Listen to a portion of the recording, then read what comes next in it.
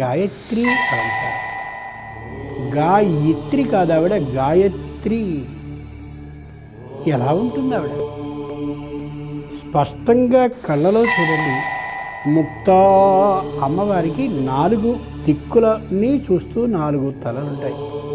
తూర్పు ముఖంగా ఒక శిరస్సు, దక్షిణానికి, పశ్చిమానికి, ఉత్తరానికి. ఈ 4 తలల మీద మరొక తల తూర్పుని చూస్తూ ఉంటుంది.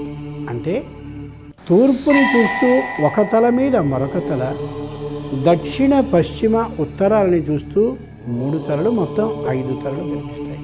కళ్ళలో ఊహించుకోండి.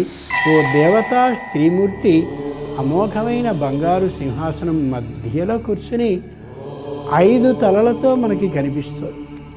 ముక్తా తూర్పున కనిపించేటటువంటి ఆ ముందు ముఖం స్వచ్ఛమైనటువంటి ముత్యపు రంగులో కనిపిస్తుంది.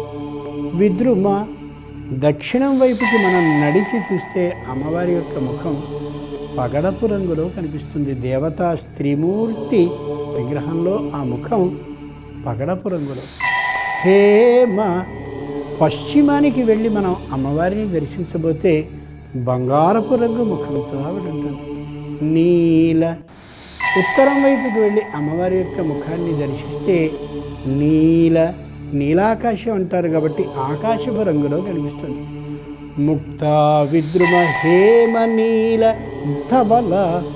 ఈ 4 తలలకి మధ్యలో ఉండేటటువంటిది తూర్పు ముఖాన్ని చూస్తూ ఉన్నటువంటిది అయిన మరో శిరస్సు ఉండే 5వ శిరస్సు, అది ధవల ఛాయై, పూర్తి తెల్లనైనటువంటి రూపంతో ఉంటుంది.